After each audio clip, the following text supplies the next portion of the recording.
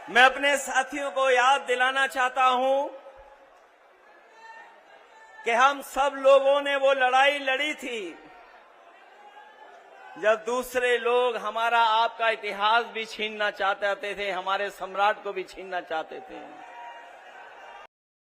नमस्कार, विद्या news line में आपका स्वागत है। प्रधानमंत्री नरेंद्र मोदी द्वारा ग्रेटर नोएडा क्षेत्र में यानी कि जेवर में एयरपोर्ट का उद्घाटन करने के अगले ही दिन समाजवादी पार्टी के प्रमुख अखिलेश यादव पहुंचे गुर्जरों के बेल्ट दादरी में, और ऐसा कोई भी मौका और कोई भी नाम नहीं छोड़ा जिससे कि वोट बैंक मजबूत न हो।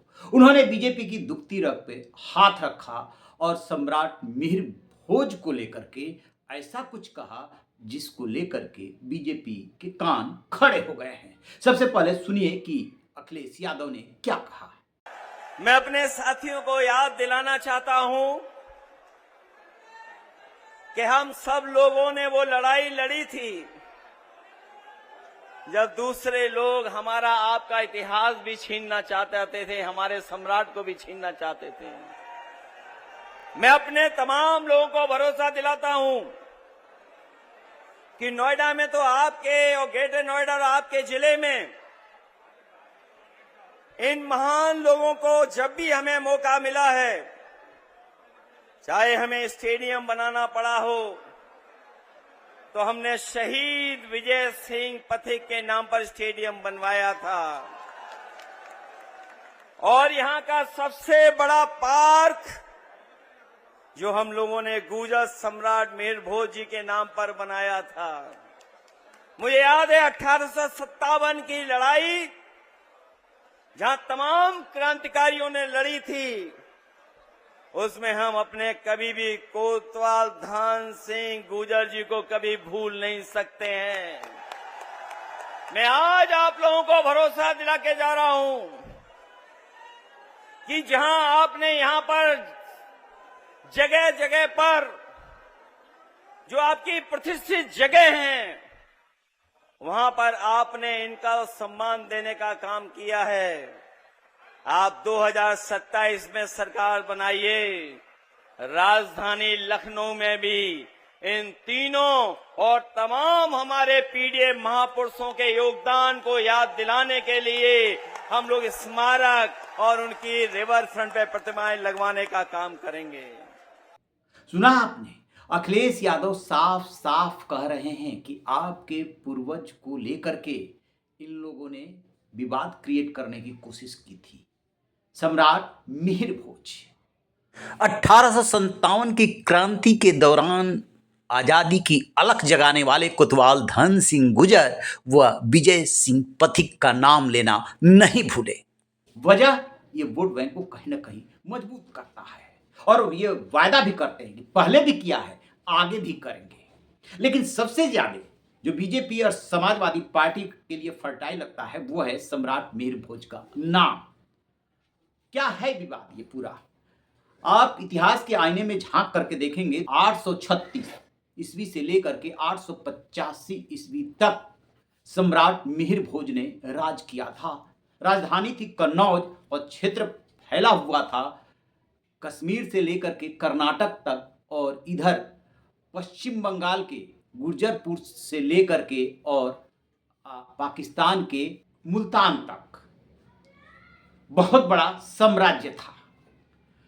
जो गुर्जर हैं वो मानते हैं कि वो उनके सबसे प्रतापी, सबसे वैभवशाली सम्राट थे, उनके वो पूर्वज थे, और गुर्जर उनके वंशज हैं। जबकि जो क्षत्रिय हैं वो मानते हैं कि गुर्जर अलग से कोई जाति नहीं है, वो प्रतिहार वंश के ही थे जो कि क्षत्रिय है। तो क्षत्रिय इन्हें अपना महापुरुष, अपना पूर्वज मानते हैं, और गुर्जर अपना मानते हैं। इसी बात को लेकर के 22 सितंबर 2021 को मुख्यमंत्री योगी आदित्यनाथ ने जब सम्राट मिहिर भोज की प्रतिमा का अनावरण किया था तो उस पर गुर्जर सम्राट लिखा था, जिसको लेकर के विवाद हो गया था। और बाद के दिनों में ये विवाद कई राज्यों में, आसपास के राज्यों में, हरियाणा और उत्तर प्रदेश के पूरे पश्चिमी उत्तर प्रदेश और भी कुछ सूबों में फैल गया था। संभालते नहीं संभल रहा था। राजपूत और गुर्जर आमने सामने आ गए। अब और भी पुराने इतिहास में चलते हैं। प्रतिहार वंश कहां से आया? प्रतिहार का मतलब है द्वारपाल, और ये अपने को जोड़ते हैं भगवान राम के छोटे भाई लक्ष्मण से, क्योंकि हमेशा वो अपने बड़े भाई भगवान राम के द्वारपाल ही रहे। तो वहां से प्रतिहार वंश कनेक्ट होता है। तो फिर ये विवाद क्यों और कैसे पैदा हुआ और क्यों इसको हवा दी जाती है? और जब कैनवास को और बड़ा करेंगे तो पाएंगे कि क्षत्रिय क्या है? वर्ण है।